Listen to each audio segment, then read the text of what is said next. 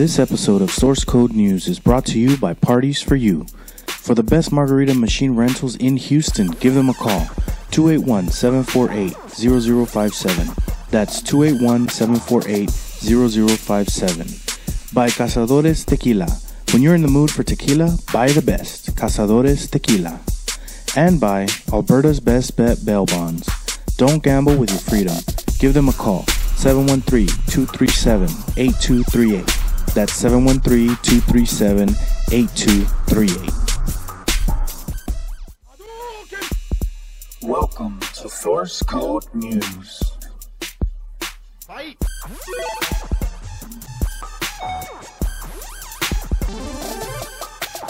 Perfect. We are live every Thursday night on SCP Radio. We are your number one source in tech and gaming news. Join our chat room on scpradio.com or call in to be a part of the conversation. Perfect. You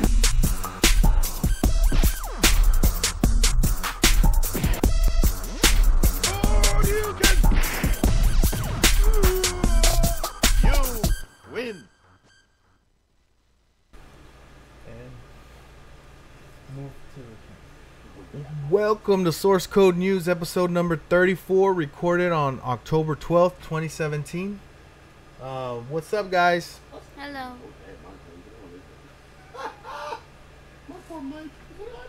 Yeah, you just turn it on.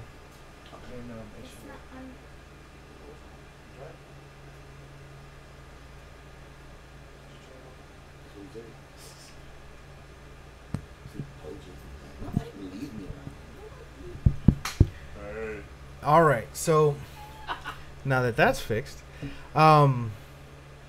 this show brings you the latest in tech, science, and gaming news. So be sure to tell a family member and a friend about the show, and subscribe to our podcast on iTunes or your favorite podcatcher.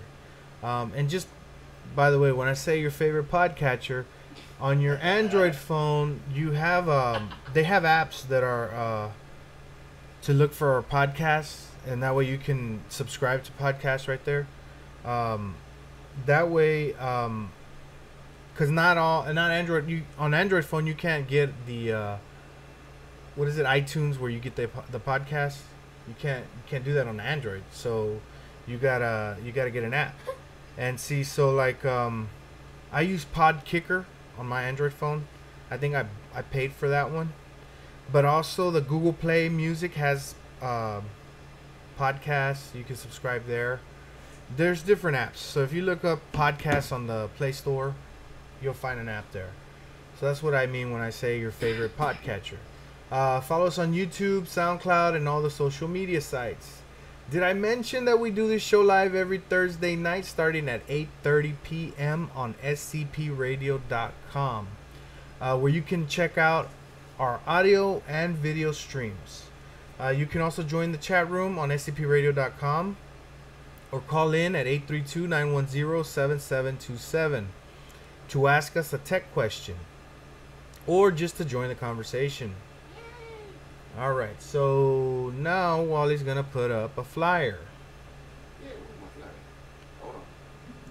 So this flyer that he's about to put up is for an event that what is it? Concert/benefit that SCP Radio is putting up at Shooters again, like last. Are you lost? Yes, I am. I'm always lost when I'm here. Swear to shake it up and you swear to listen. You're so young and desperate for attention. I aim to be your trophy boy, trophy wife. Swear to shake it up and you swear to listen. Okay, I'm singing. Yeah. If you don't know what song that is, then don't ask. So, as Wally's looking for that, okay, he put it up. So the flyer is for a party/benefit that we're having, and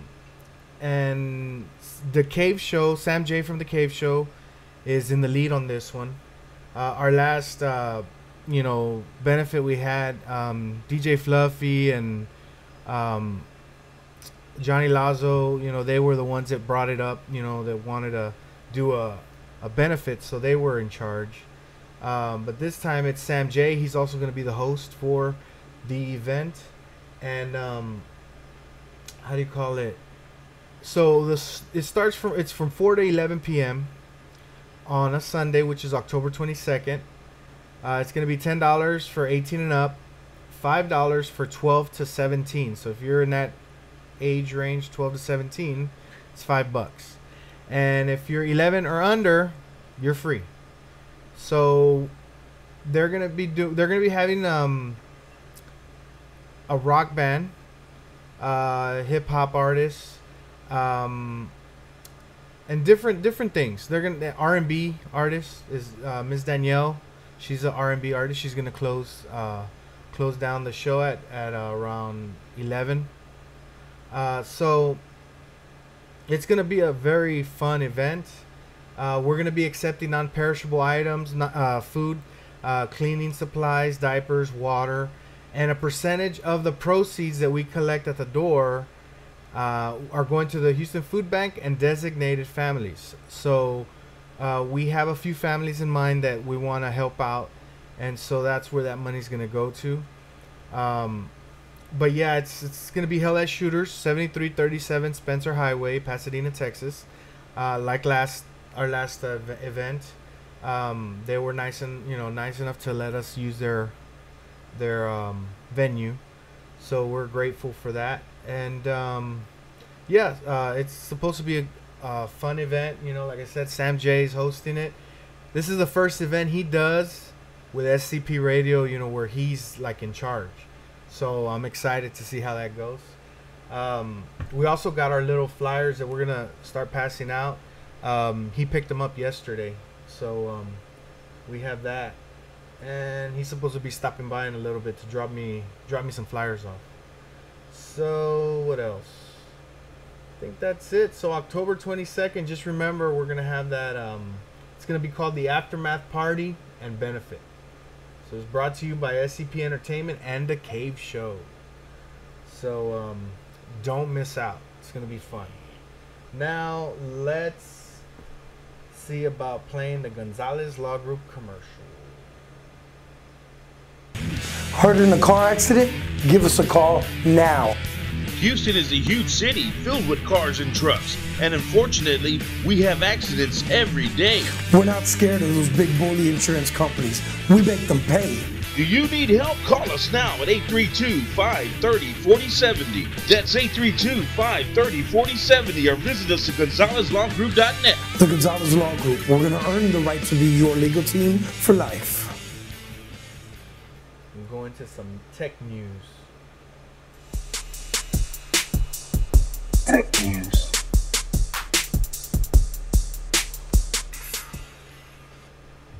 All right, so our first topic will be: should we use the Google Pixel 2 or the Pixel 2 Plus or the Pixel 2 XL on Project Fi? Faithy, what's Project Fi? Oh, really? Oh, hey, Hector's here. Oh, you started already? Yeah. So Project Fi is what Google uses, like instead of getting T-Mobile, getting Verizon, getting Sprint, you get Project Fi. So when you buy your Pixel at the Google store, right when you're buying it, underneath that it says, okay, well, would you like to sign up for Project Fi? You pay $20 a month for the base service and $10 per gigabyte of data thereafter, and that's it. It's a easy, how do you call it, phone carrier, or what do you call it, and you don't have to have any contracts or anything. It's just straight up $20 a month for the base service, $10 per gig. So if you don't use a lot of internet, you're gonna have a very small bill. But they're saying, should we use the Google Pixel on that, or go to the regular companies? Let's see, that Project Fi is useful for people who need to have coverage wherever they go, but at the same time are willing to actively cut back on data usage to save money. Data usage is billed down to the megabyte. So every time you hop on Wi-Fi or wait to make a big download, there's a direct correlation to having a lower bill at the end of the month. If you're regularly in the 2 to 3 gigabyte range monthly, you will probably find this to be a good deal compared to current services. If you use your phone internationally often, Project Fi is a fantastic choice. You can use your phone exactly as you do at home and pay the same $10 gigabytes, 10 per gigabyte, and even save on calls back to the US when you use the Wi-Fi or the Hangouts dialer. You don't have to change your plan or buy an international package before you leave. So that's pretty cool. The only thing I'm thinking of is if you're like me and use 20 gigs of service of, you know, internet. Well, you're on it all day anyway when you're walking. So. Yeah, so if I'm using, that's 20 gigs and it's $10 per gig. That's gonna be $10 per gig. Yeah. Oh my god, that's too much. That's expensive. Yeah. So I don't know if Project Fi is for me. True. I had planned on whenever I upgraded or whatever to the next phone, maybe I'd get a Pixel 2 of the Pixel 2 XL, but and go to Project Fi, but probably not. If I do, I'll probably just stay with Verizon.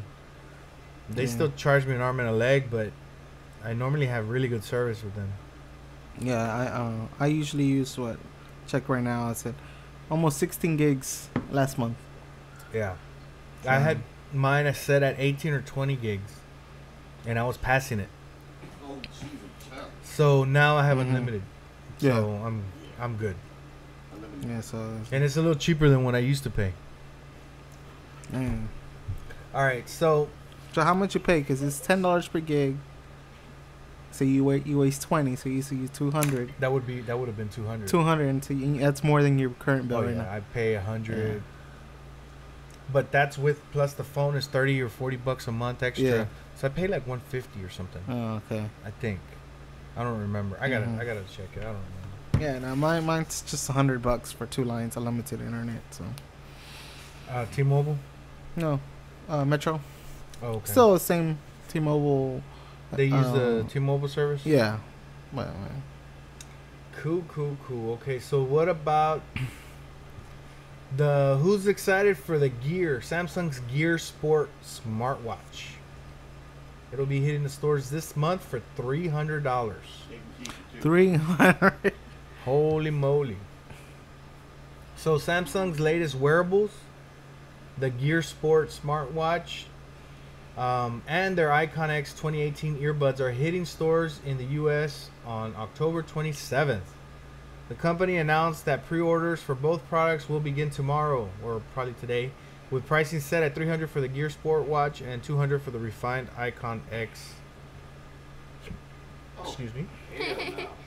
So if you recall, Samsung introduced these at IFA 2017 in Berlin at the end of August, but they didn't know specific price range, pricing or availability details until now. So featuring a 1.2-inch Super AMOLED round display, the Gear Sport promises to be a strong rival for Fitbit's Ionic watch, or Iconic. It says Ionic. Ionic. Oh well. Thanks to a solid lineup of supported fitness apps. Meanwhile, the 2018 edition of the Icon X earbuds are lighter and more comfortable than their previous model, and there's a longer battery life to boot. Yeah, your sister has a pair of those. Of the Samsung Icon? Yeah. How much did she pay for that? Gosh, I'm not sure, but I'm not sure how much you paid for them. Like $150? Probably. That's usually what they run. These are $200. The new ones. And then I told her that they're coming up with the new ones. She was like, I should have waited. Yeah. those are the wireless ones, right? The Yeah. little thing you put in a little A little to charge. case. Yeah, a little case case. charges and everything. Yeah. Okay, so Faith, you looking at the thing? No. No. I'm there, alright? What do you want? Target. He's gonna read it. You. I said he's gonna read it. Oh, okay. Oh. Let him read it. Okay. Oh my gosh. Order from Target nationwide by chatting with Google Assistant. For the past few years, Target has been testing the Google Express service in California and New York City. Now the service is expanding nationwide. Starting today, you can now use Google's same-day home delivery service at Targets all across the continental U.S., but not Alaska or Hawaii. You can also use Google Assistant to shop with your voice. It's coming soon to eligible Android or iPhone devices and available now on Google Home devices and Android TV. Google Express is a delivery service that is somewhat of a competitor to Amazon Prime. You can shop from local stores and pay a pre-order delivery fee rather than Amazon's flat yearly fee. It also promises same-day delivery rather than a 2-day wait. Google's Express partnership with Target, which follows their team-up with Walmart, doesn't stop with this nationwide expansion. Target has already announced that starting next year, Red Card members will receive 5% off their orders along with free shipping when they use Google Express. You will also be able to pick up your Google Express order from a Target store if you prefer. It's just another way for brick and mortar stores to compete with Amazon. So this is like Just a delivery service, I Yeah. guess. like Amazon. Like Alexa, where like, oh, I need milk, and then I alright. need milk. You got milk? That's hilarious. yeah. Chocolate. Well then. Okay. So, No. huh? Hey. Oh, just Target Ge- partner up with Google to do a I guess like a cart list or whatever. Oh, so, okay. So you buy it through Google. Yeah, you're like, okay, Google, I want This and whatever whatever they sell at Target. Okay, so I want Target. some underwear, Oh. a Diet Coke, Of course. and some bread. hmm And I tell Google Chat and Assistant that, and Mhm. what happens? Do they? And then it goes to through the what is this the Google Express. So I guess they deliver it to you. oh, via okay. Google So I don't have to Express. go to Target. Yeah. They end up delivering it. Uh-huh. Oh, okay. But it comes from Target. Yeah. Cool. So Google Express partnership with Target. Okay. Someone needs to wave to him. All right, go to the next one or what? Get the next one. All right. It's hard not to love the Google Home Mini. It's almost unfair that most of the world met our voice-controlled future in the form of an Amazon Echo. Sure, the gadget works, but damn, it's ugly. It's, It's the yeah. The Google Home was better, but still sort of silly looking. That's why the sleek, minimalist Google Home Mini feels like a revelation. Yeah. Donut-sized device does almost anything. Does everything its uglier older sibling does.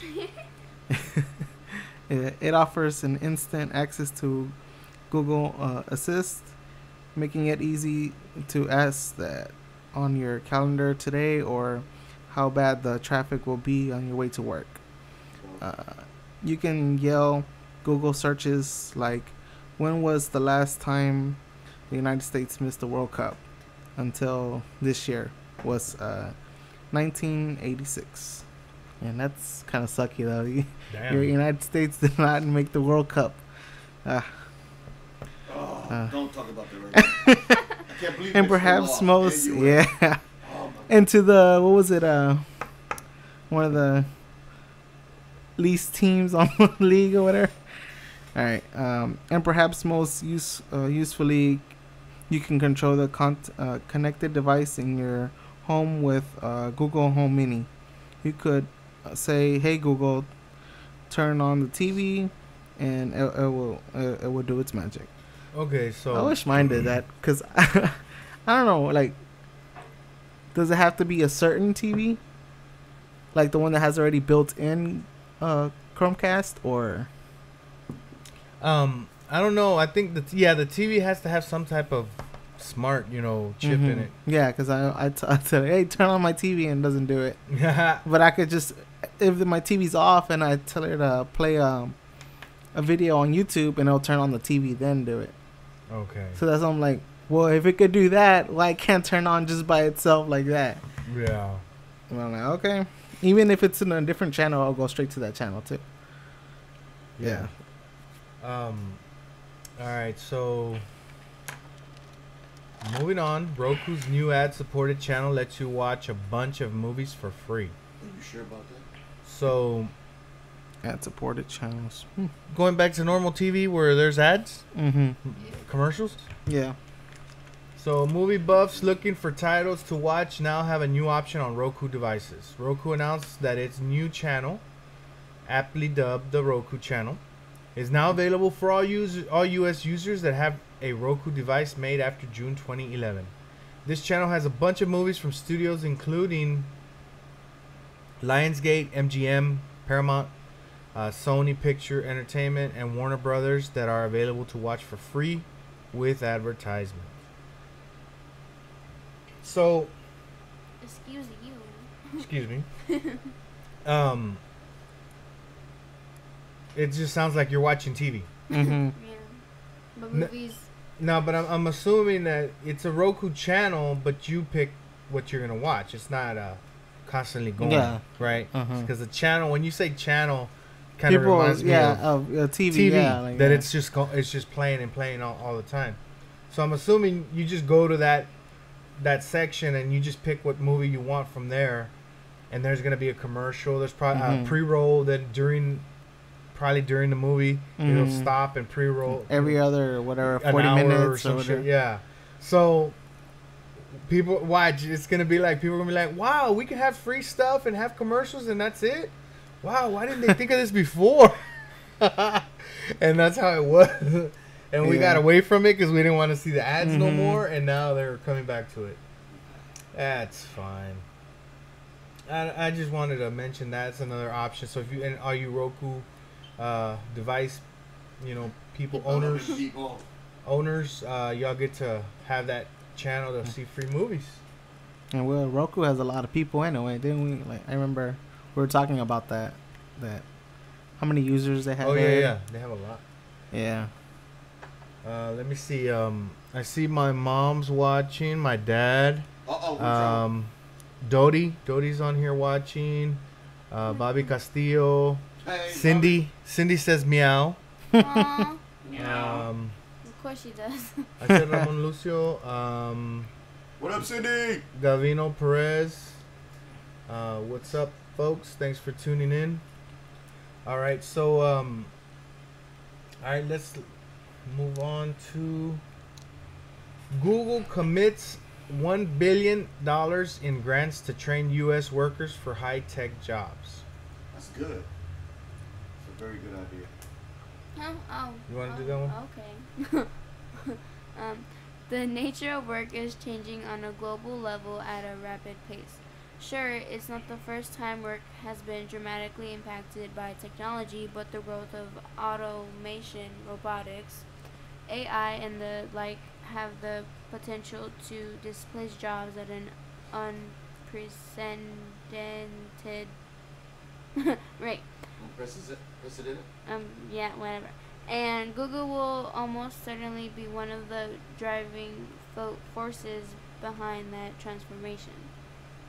The search giant has regularly expressed a desire to help stem some of that negative impact, and now it's putting its money where its mouth is, to the tune of $1 billion. CEO Sundar Pichai announced Grow with Google at an event earlier today in Pittsburgh, Pennsylvania, or what is that? I don't know. Pittsburgh, Pennsylvania. Yeah. Okay. Over the next 5 years, the initiative will commit $1 billion to nonprofits aimed at training American workers and helping build businesses. The location of the event will not be lost on anyone who has followed Pittsburgh's growth over the last few decades. The Steel City has long served as an ideal example of an economy that's rebounded from the brink of disaster. It's Pittsburgh's case. Technology was a primary driver thanks to Carnegie Mellon, which has helped transform it to post-Rust Belt Depression to one of the country's leading tech hubs. These days, the walls of Pittsburgh's former factories house cutting-edge innovations in fields like robotics and autonomous. I don't know how to say that. Autonomous driving. Okay.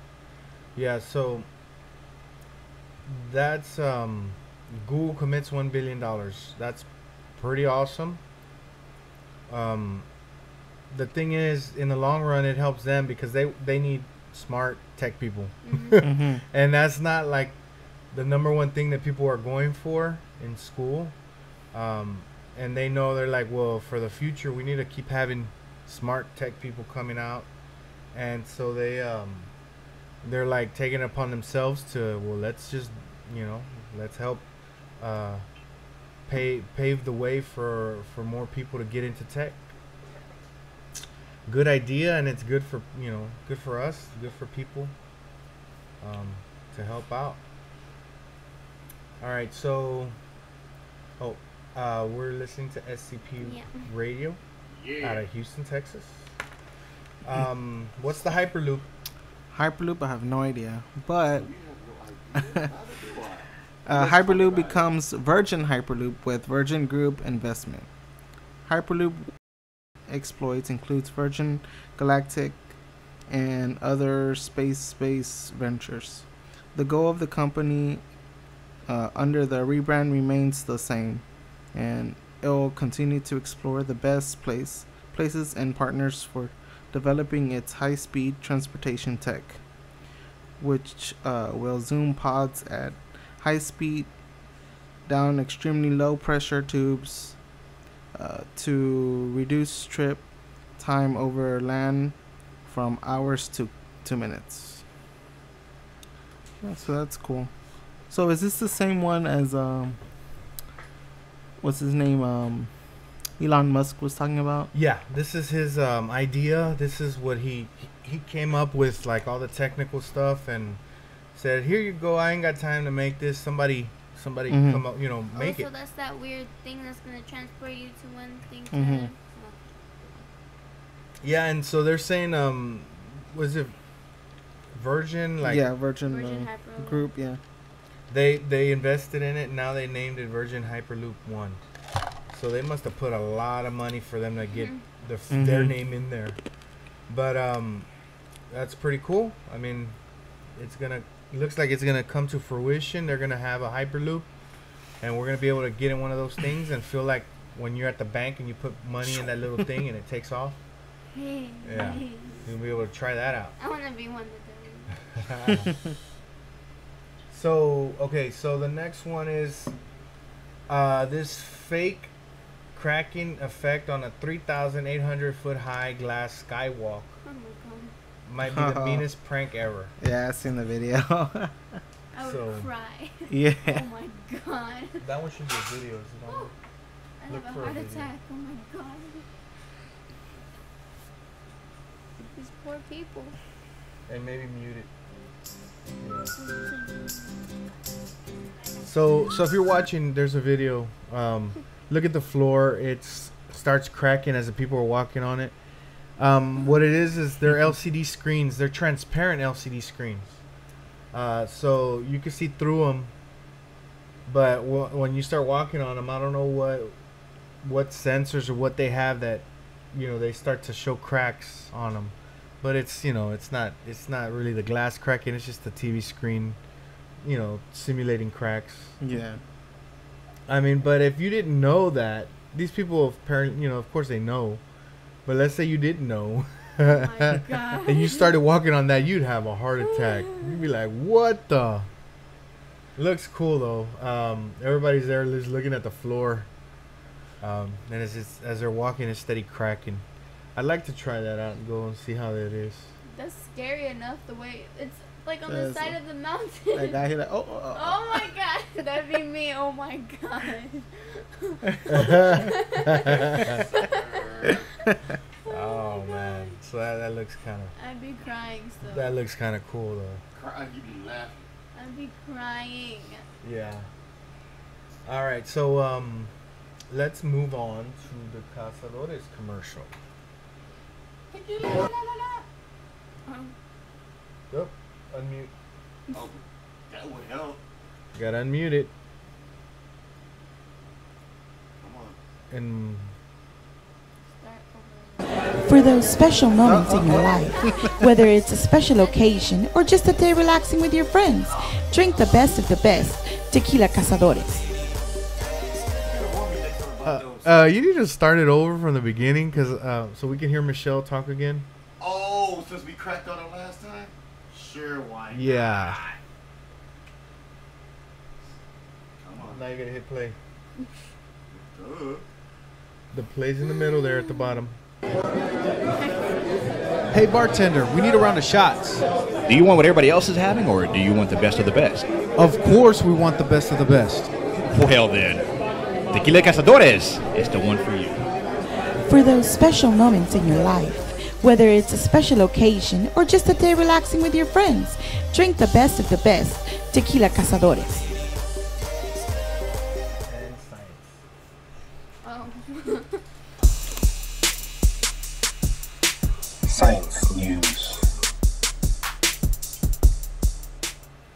So, Paris wants all gas-powered cars out of the city by 2030. Why? Pollution. Pollution. Pollution, that's right. The mayor of Paris, Anne Hidalgo, has already announced plans to remove all diesel cars from the roads of the French capital by 2024. Now she's adding gasoline-powered vehicles to her list. The Evening Standard reports that Parisian authorities announced plans to ban all combustion engine cars, including those powered by gasoline, from the city's roads by the year 2030. Christophe Najdovsky,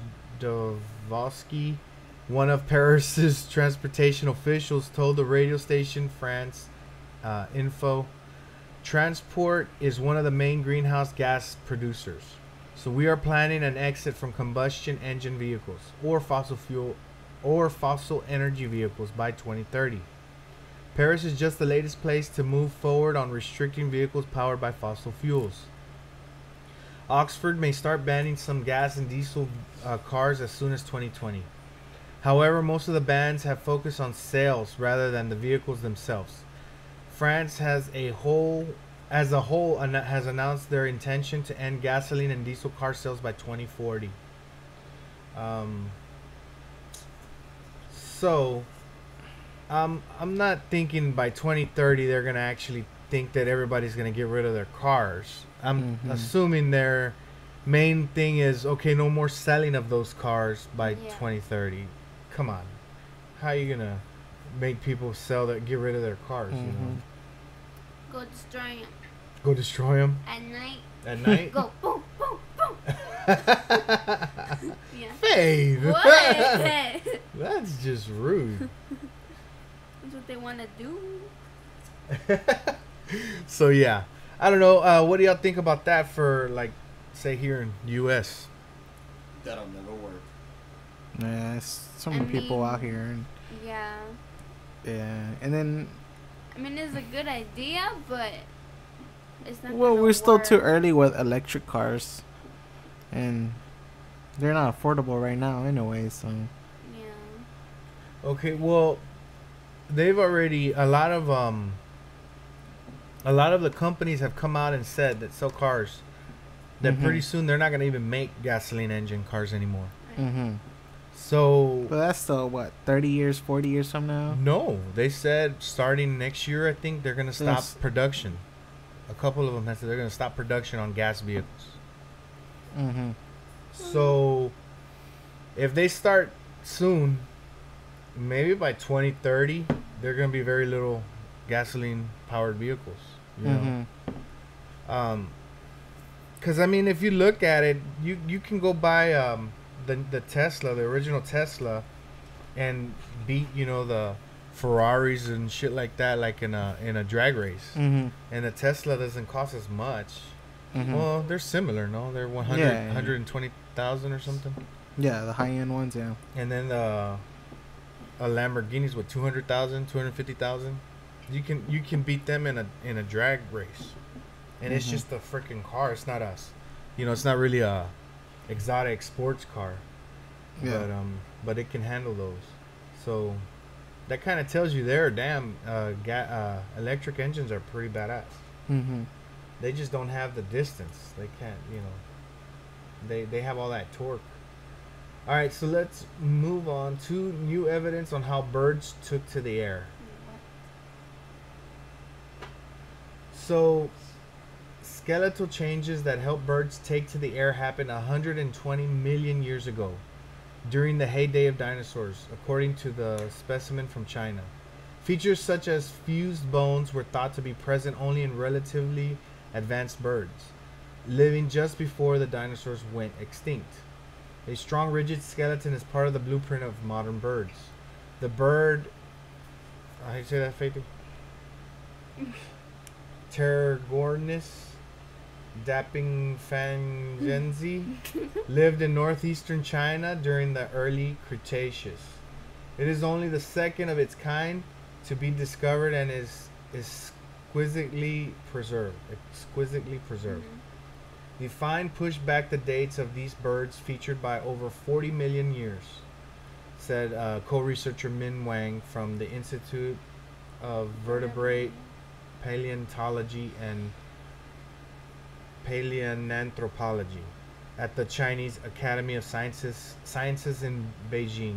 One of the requirements of all flying machines is a structure that is both strong and lightweight. To achieve this in birds meant changes to the basic body plan of most backbone animals. During the course of bird evolution, some of the vertebrae and bones of the pelvic girdle fused together, as did some of the finger and leg bones, and many tail, finger, and leg bones were lost. The specimen is the oldest known bird fossil with fully fused hands and pelvic girdles, said Steve Broussat of the University of Edinburgh, who reviewed the scientific paper published in the journal PNAS. These are fundamental features of the modern bird blueprint and are integral to giving birds the strength and rigidity needed to fly, he explained. There seems to have been a lot of experimentation among early birds, with different species trying out different ways of making their skeletons stronger and better able to withstand the rigors of flight. So this specimen is just 40 million, is giving people 40 million years earlier than what they thought that these animals started getting features of birds. So it threw the date 40 million years, further back than what people previously thought. Yeah. Because of that specimen that was found. And you saw it, right? No. Oh. Yes, she did. It was Why up there. didn't? Why not? Because I was reading along with him. Well, you should have seen it. But I like science. That doesn't mean anything. You gotta change to the other one though. I'm gonna Yeah. change it. But see, you see it? It's a big. It's got an afro. What you trying to say? That has an afro. That's not what you're trying to say. Yeah. Okay, Faith, you take the next one. Squirtable glue. Okay. Don't give her ideas. A squirtable super glue that seals wounds in seconds could transform medical treatment in emergency situations like war zones and enhance healing after surgery. The new glue is derived from a naturally produced elastic protein called tropoelastin. Researchers tested a version of this protein called methylated tropoelastin which they nickname Metro, publishing their findings in the journal Science Translational Medicine. The glue can be applied to wounds, even ones inside the body, where it immediately becomes gel-like so it doesn't leak away from the wound. This gel is then sealed into the cut using UV light. All in all, Metro can seal wounds in a speedy 60 seconds. You can just squirt it onto a wound site, zap it with light, and the whole thing sets in a matter of seconds. Metro's speed could be hugely adventurous in emergency situations by quickly sealing the wounds of people severely injured in war zones or car accidents, for instance. At the moment, deep cuts and incisions from surgeries are generally sealed up using sutures, staples, or wire, which take time to apply and have limitations, especially in body parts like the lungs and arteries, where constant expansion and relaxation makes it tricky for wounds to heal. Metro seems to remain stable over the period that wounds need to heal in demanding mechanical conditions, and later it degrades without any signs of toxicity. It checks off all the boxes of a highly versatile and efficient surgical sealant with potential also beyond pulmonary and vascular suture and staple-less applications. Another feature of the Metro is that it can basically be programmed to last for as long as needed. It has an enzyme in it that can break it down, and this can be modified to make the glue last from hours to months. This means it can be used on all sorts of different types of wounds. So far, Metro has not yet been tried out on humans, but it has been successfully shown to seal incisions in the lungs and arteries of rats and the lungs of pigs. Now, the next step is to test it out on people. We're now ready to transfer our research into testing on people. I hope Metro will soon be used in the clinic saving human lives. Well, that's Hey cool. Michelle, my birthday's around the corner. It's gonna be. This is a big help. Yeah. Hey Michelle, Wow. my birthday's It around the said corner. from I want to throw a big party and wow my guests, but I don't know what to do. Mm-hmm. All you have to do is call SCP for your DJ needs and party. Yeah. Yeah, that's kind of cool. Yeah, all right, let me go to the next one. All right. Yeah. All right. Planet 9 could be our solar system Hey missing Michelle, super my Earth. birthday's around the corner. I want to throw Planet a big 9 is party out and there, wow my guests, and but I don't know what to do. Astronomers are determined to find it, according to a new statement from NASA. In fact, mounting evidence suggests it's hard to imagine our solar system without the unseen world. The hypothetical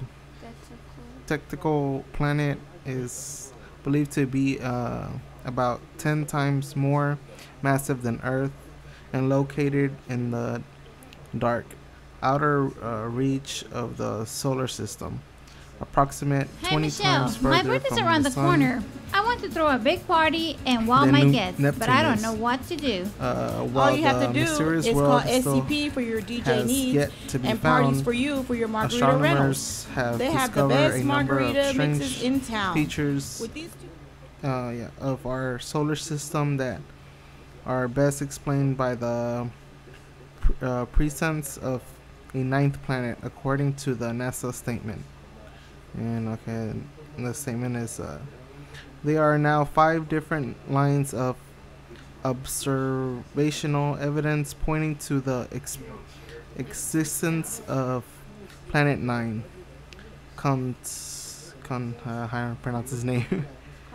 Konstantin Bagin, a planetary astrophysicist at the California Institute of Technology Hey in Michelle, Pasadena, my said birthday's around the in the corner. statement. I want to throw a big If you party were and to wow my remove guests, but I don't know what to do.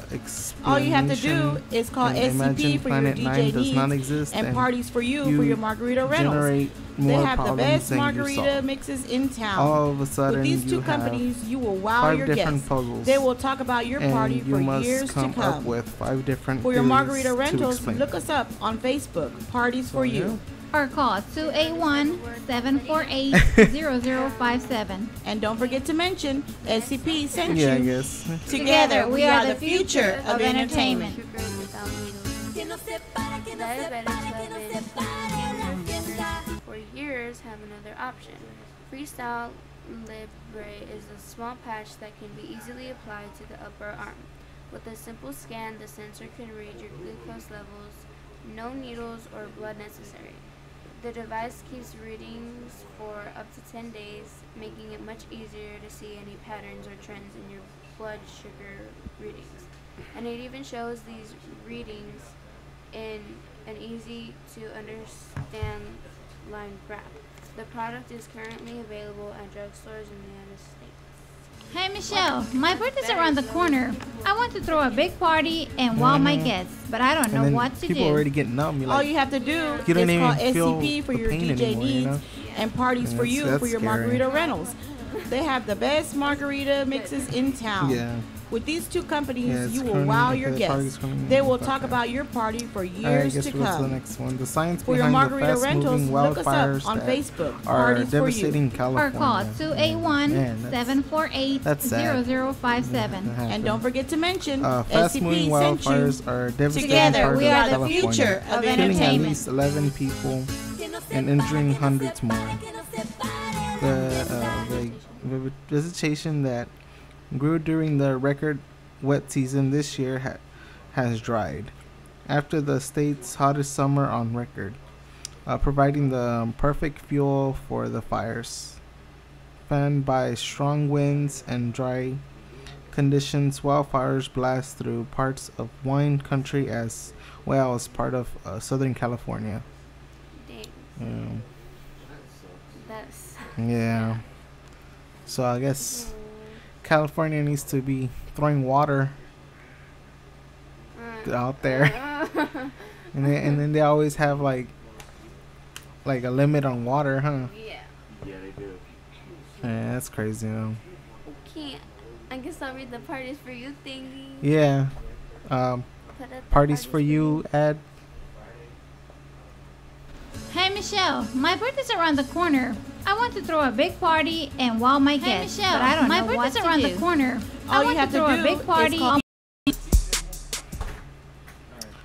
PS4, Xbox One getting 3 NES adventure games soon.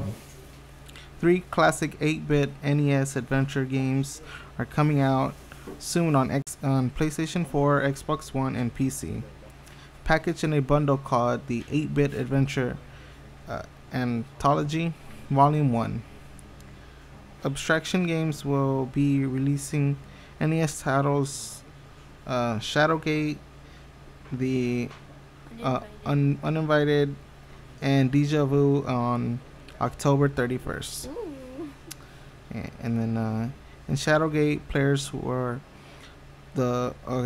explore the titular evil castle as the seat of prophecy, as the fate of the world lies in your hands. The Uninvited is a mystery thriller about finding your missing sister in a gloomy mansion after a dangerous incident on the road.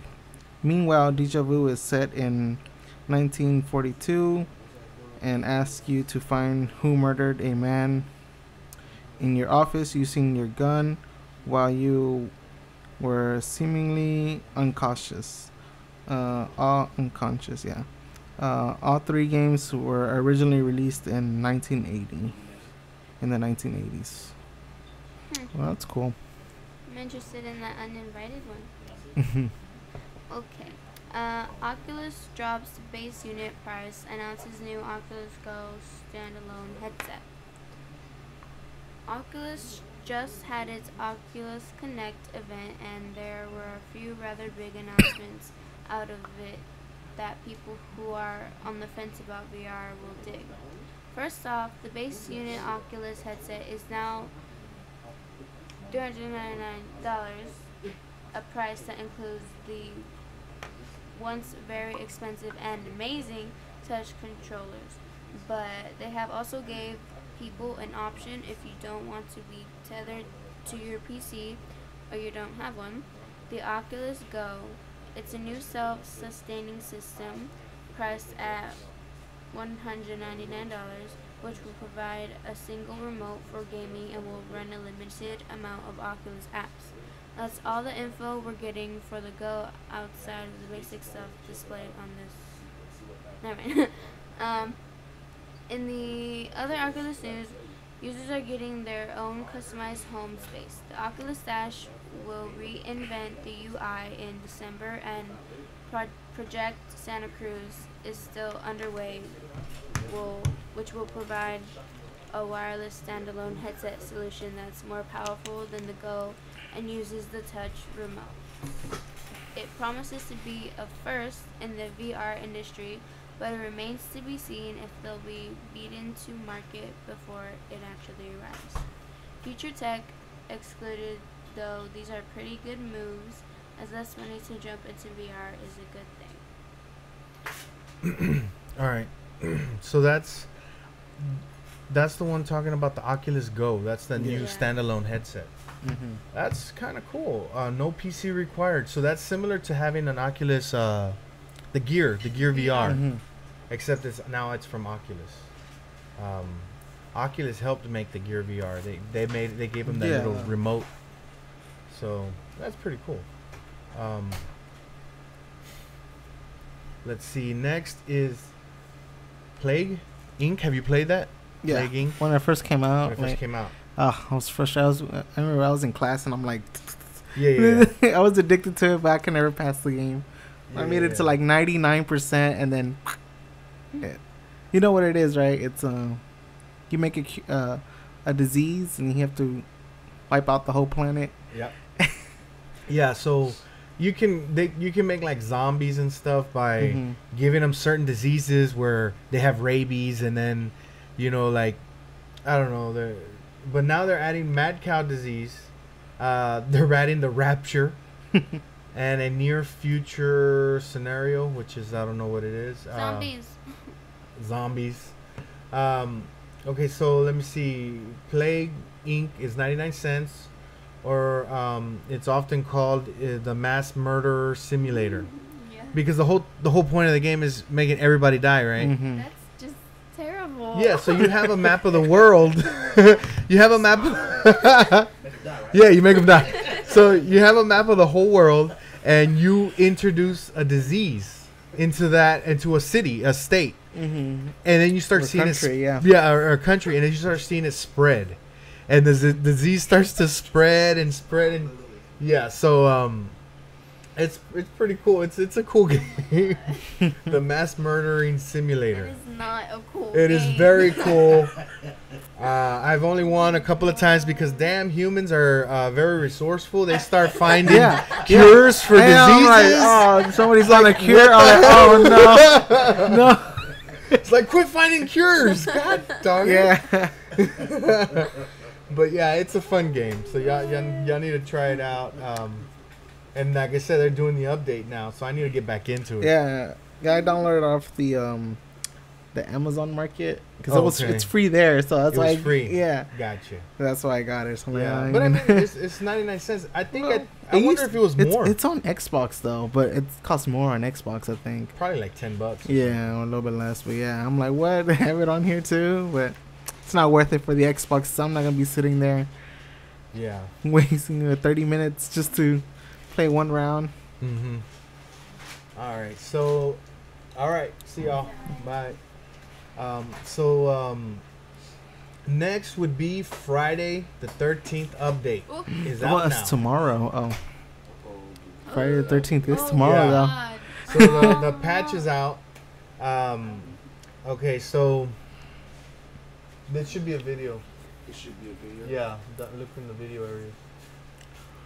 So, let me see. One day ahead of Friday the 13th's physical release for PlayStation 4 and Xbox Rated One. M for mature. And the developer is rolling out a new update for the survival horror game. Today's patch adds some new content in the form of an additional map, Counselor and Jason, along with usual assortment of bug fixes and gameplay adjustments. Both the new map and Jason are taken from the film series' 4th installment, Friday the 13th, the final chapter. The map is based on the Jarvis house and its surrounding premises. Jason 4, meanwhile, comes outfitted with a pig splitter as his weapon and can run. Uh-oh. The update also adds Mitch Floyd as a new playable counselor. You'll need to be at least level 24 to unlock Mitch, while Jason 4 unlocks at level 44. So in addition to the new character and maps, Phonic has made some notable adjustments to the gameplay. Among other tweaks, the developer has added rain as a weather effect, which players will be able to encounter in any of the game maps. The thick skin perk has been adjusted to reduce all forms of damage, and counselors can now push each other to prevent players from purposely blocking your way. We've posted they posted a selection. Okay, never mind.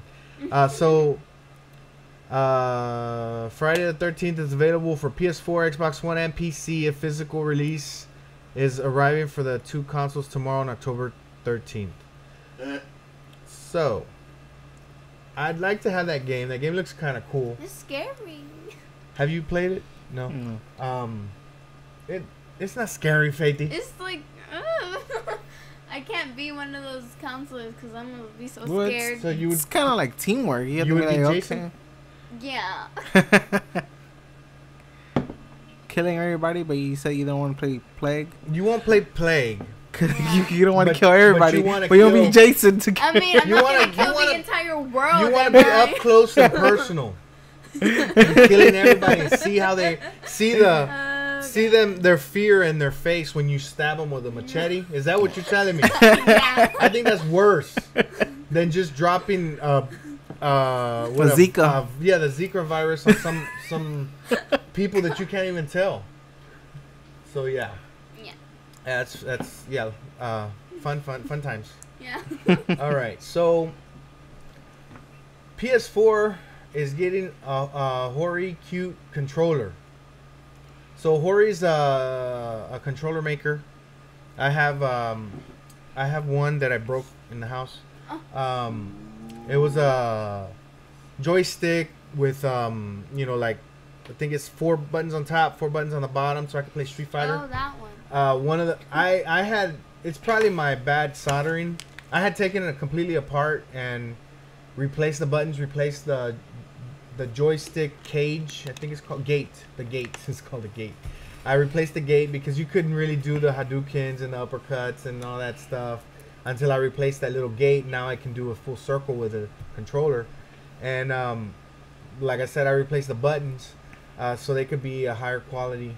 And I guess one of the buttons stopped working the other day, so I guess I need to open it back up and resolder it. But Hori's to me is known as the best gaming controller company. Mm-hmm. So Sony has revealed a new series of wired gamepads coming this holiday to the PlayStation 4. The colorful range of controllers on display includes a small-scale design that is reminiscent of the Nintendo Switch's Joy-Con. Did I say it was wired? Oh yeah, wired gamepads. The Ori wired mini gamepad designed with younger players in mind is a shrunken version of the PS4 controller that features smaller grips and reduces the touchpad to a small button. Swipe motions are performed via analog stick movements, coming in 3 colors. The cute controller is similar to the miniature handheld controller that detached from the Nintendo's baby Switch.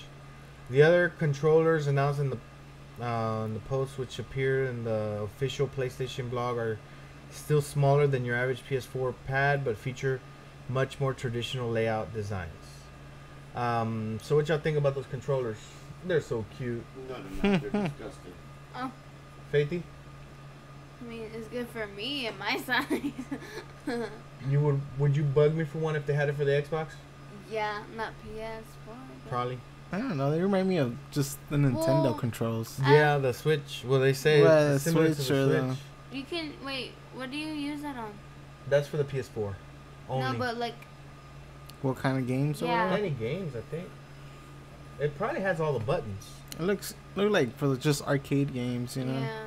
No, I don't play those games. No, but I see it's got 2 different buttons on each side on the top. So it's got the trigger, it's got the left bumper, and then you got all the buttons.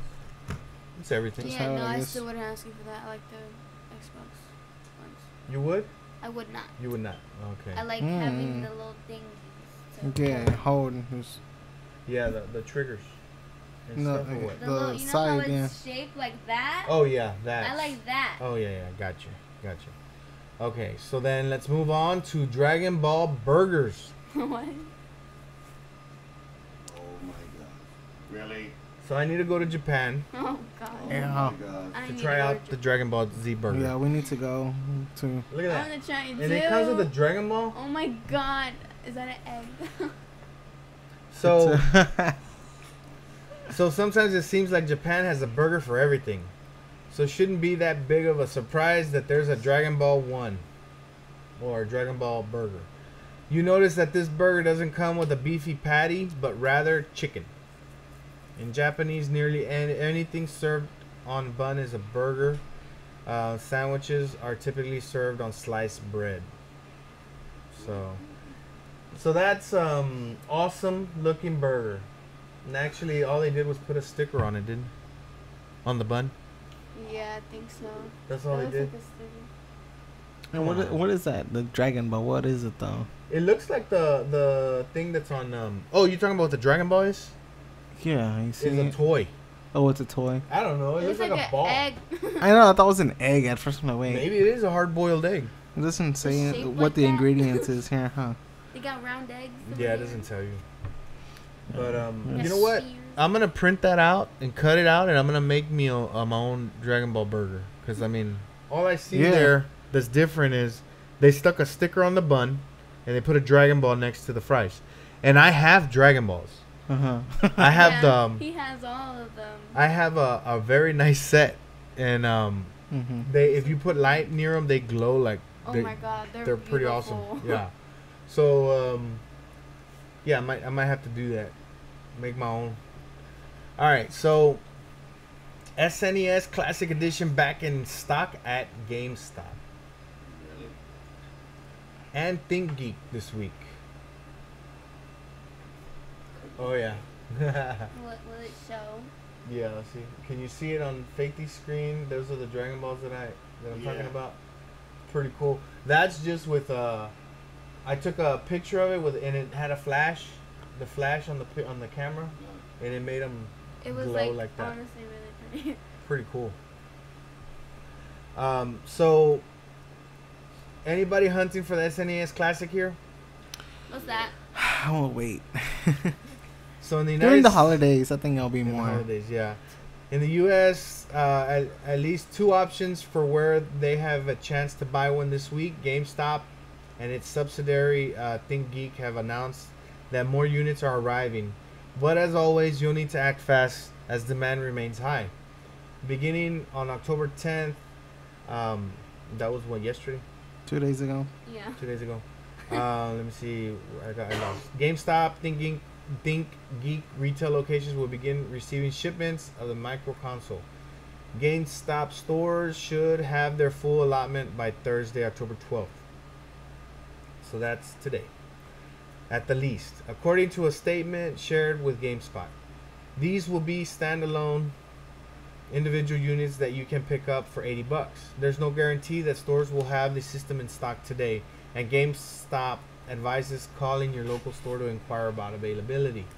Provided you miss out or you can't make it to a store today, both retailers will begin selling online units tomorrow, or the other day on October 11th.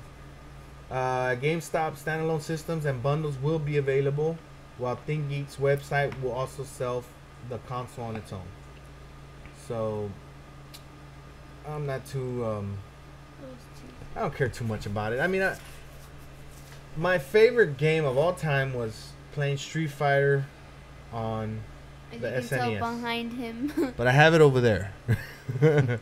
You know, but I really enjoyed using the controller from the Super Nintendo. Like, I got so good at doing uppercuts, you know, and stuff like that. I remember I would tear all the skin off the thumb. All the skin would peel off from playing that so much. That's how much we would play it. Yep. It's crazy. Mm-hmm. Those are the good old days. Yeah, so the SNES, I guess, is just to have it, right? Yeah, you'll probably like. I You're would like, figure, oh, look what I got. Look what I got. Let's play a game, and then you're like, all right. All right, let's put the Xbox back on. Go back to the Xbox. It's similar like the Atari box. Why would I want that? Wait, what is it? It's the Super Nintendo. It's the Super Nintendo. You see it? Mm-hmm. That's exactly what the Super Nintendo looked like, except that one's smaller. Because look at how big the controller is compared to it. So it was a bigger box, and this one has the games inside it already. The ones we had, you had to put the you buy the game, you put the cartridge on the top. You see the little rectangle on the top? Uh-huh. You would put the cartridge on the top, push it down, and turn it on. So I love doing that. This one has them all in there, and I don't know how many or what games or whatever, but not too impressed with that one. The exciting part was putting them in there and trying to fix it if it didn't work. The cartridges.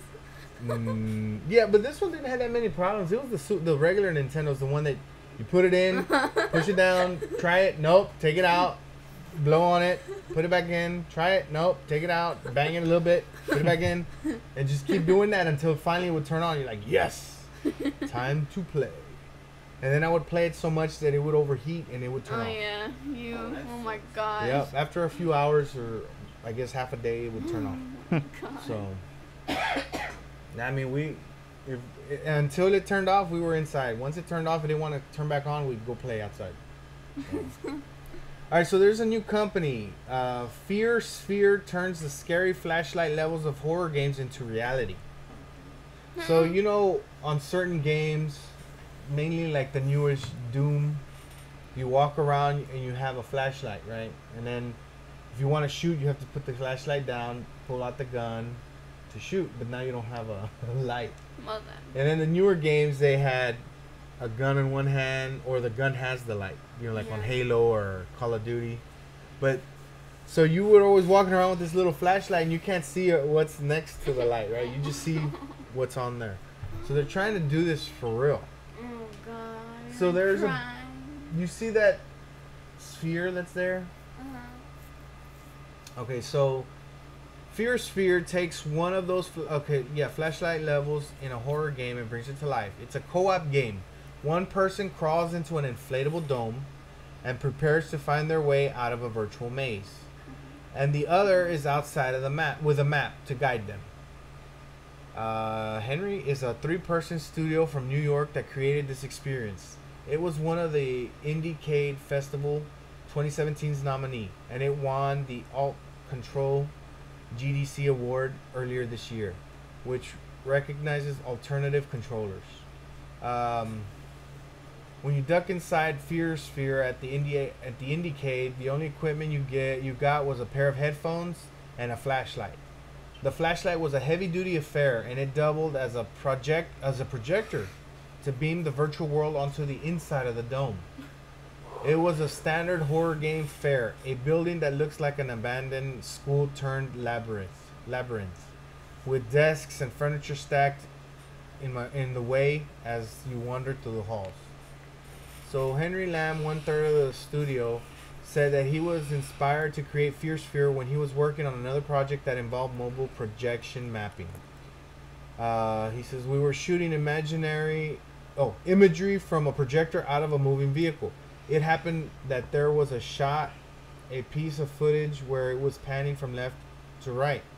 And we were also driving, and the image happened to match the speed we were moving at, said Lamb in an interview with GameSpeak.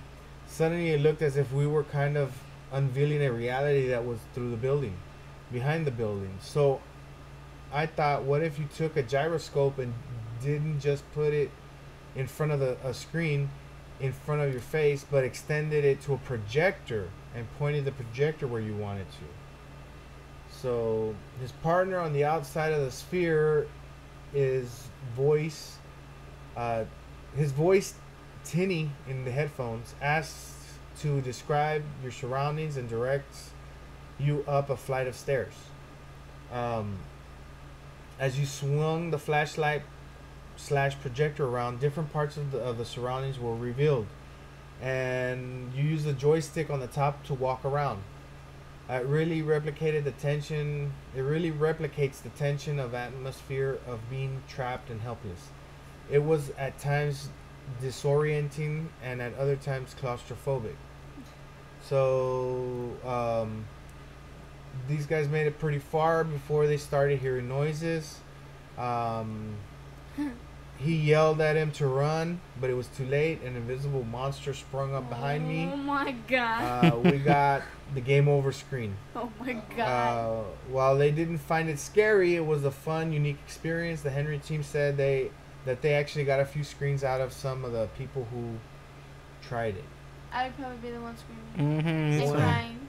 One kid went in and didn't even notice, but he crawled back out even before the game started. He was like, I didn't know that was going on. He came right back out. Oh, that's me.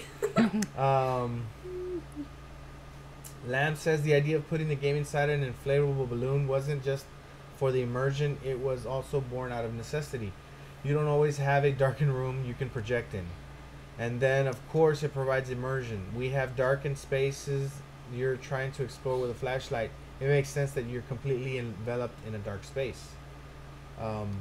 Fear Sphere requires a lot of physical setup, and so there are constraints that Henry has to consider. We have to design everything so it packs in within 3 people's worth of checked luggage. Everything has to be airline transportable. We're very aware of any of those requirements for these projects. It's not the first game that Henry has made that combines the physical and digital worlds. At last year's Game Developers Conference, they showcased Crank Tank, where players had to use a physical crank device to control virtual tanks and do battle. Yi says that all 3 of them are interested in how they can combine experimental hardware with software to create unique experiences. Both Crank Tank and Fear Sphere are also rely heavily on communication.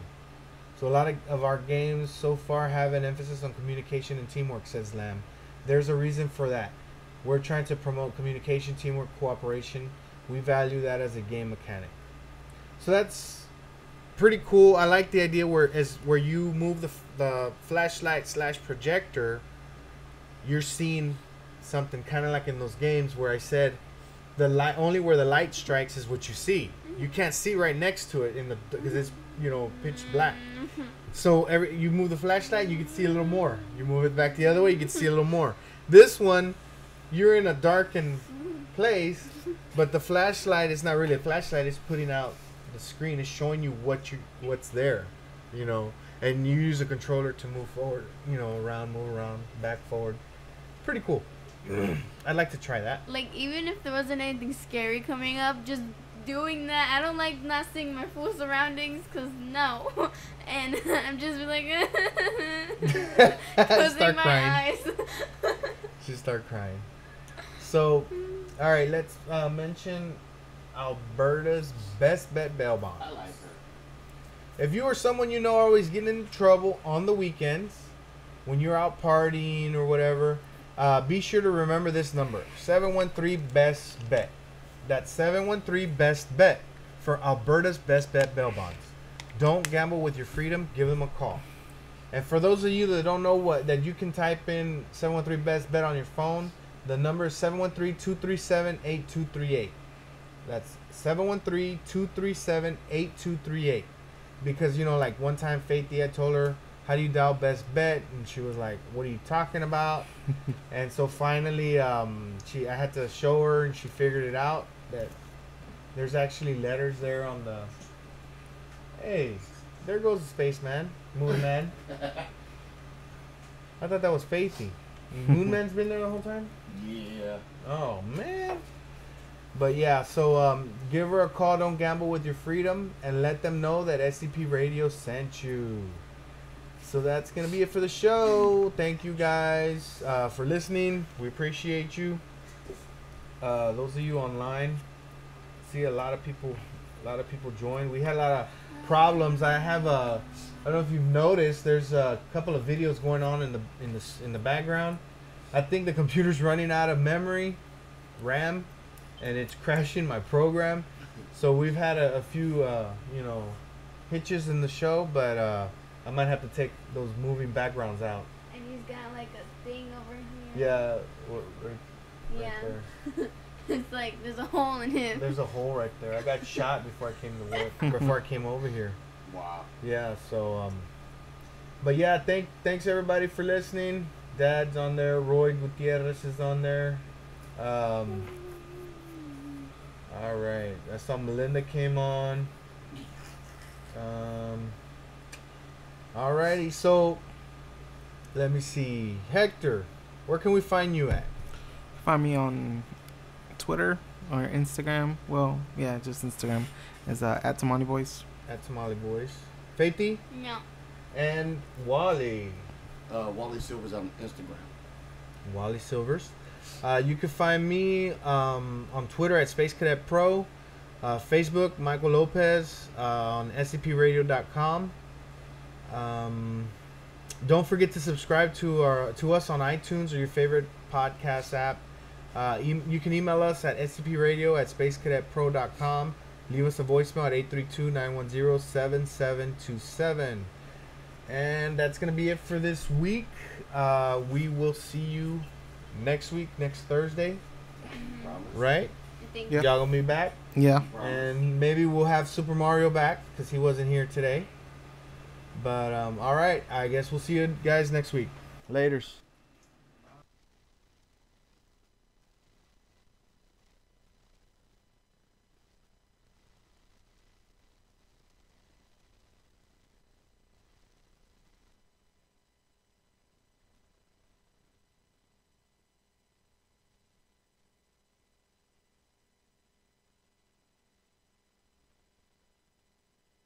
Light Jockey Mike, and I just wanted to thank you for supporting SCP Radio. That's the end of our show, but please be sure to check us out on spacecadetpro.com, where you will be able to watch our videos, find and like all of our social media accounts, and chat with us. While you are there, click on the radio tab, where you will be able to see the show schedule and all of the different ways to reach us.